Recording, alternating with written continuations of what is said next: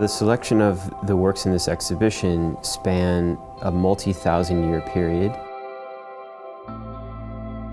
I've used the opportunity of this exhibition to collapse the idea of time by including works from Greek antiquity all the way through Pokemon works from this era.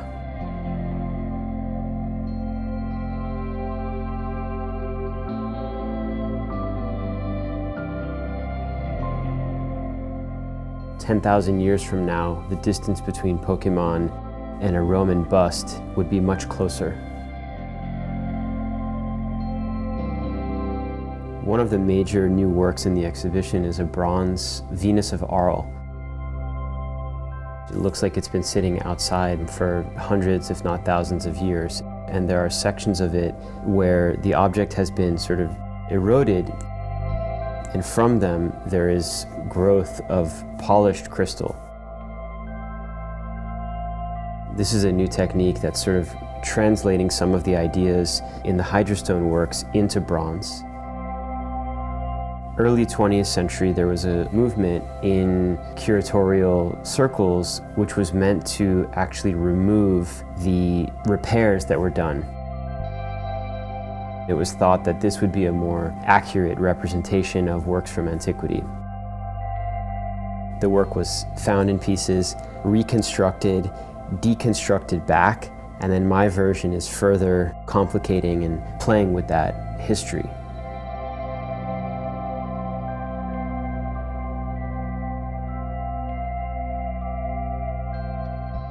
There are other bronze works in the exhibition, including a number of Pokemon bronzes, Pikachu and Mewtwo.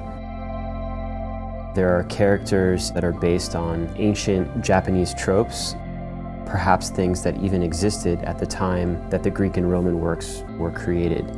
So there is this blending of time that's present in the entire exhibition.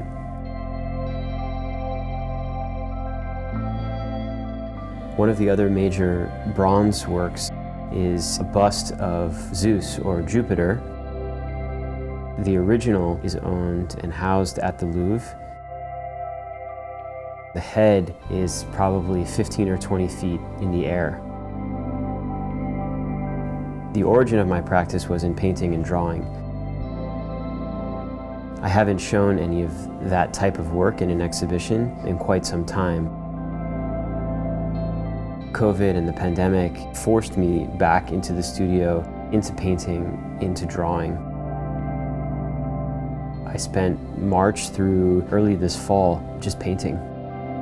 Now that I'm back in the studio, I've expanded the scale, and all of the paintings that were made over this course of the year make up the works that are in this exhibition here.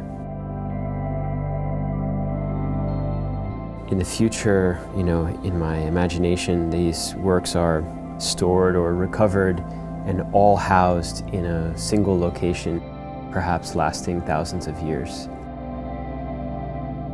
There's another tradition which I'm sort of making reference to here, which is that of Italian Capriccio painting, which often took architectural or sculptural representations from different eras or different geographic locations and combined them into one image.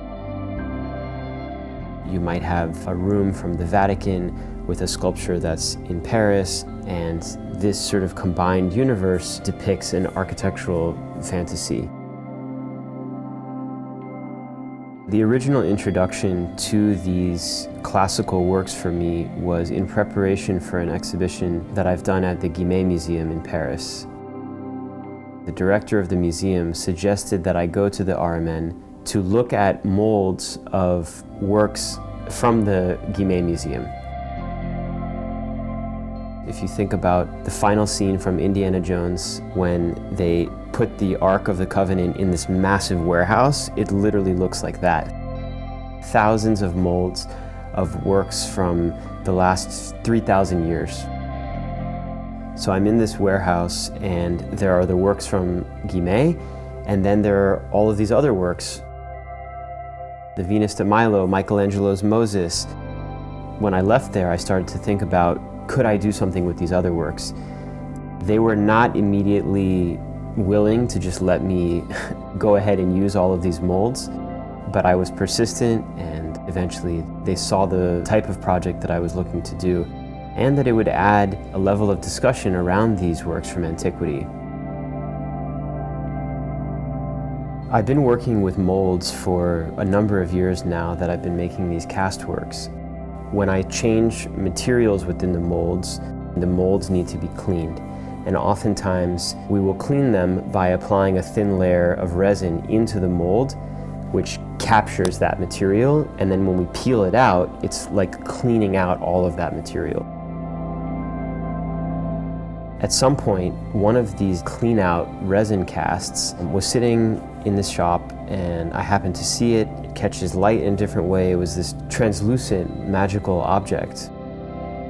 I've been working with this confusion of time, this blending of objects from different eras, and this new body of work casts all of these objects in a translucent, colorful material and actually layers them over each other. In a sense, it's taking all of the ideas present in the exhibition and collapsing them into a single work.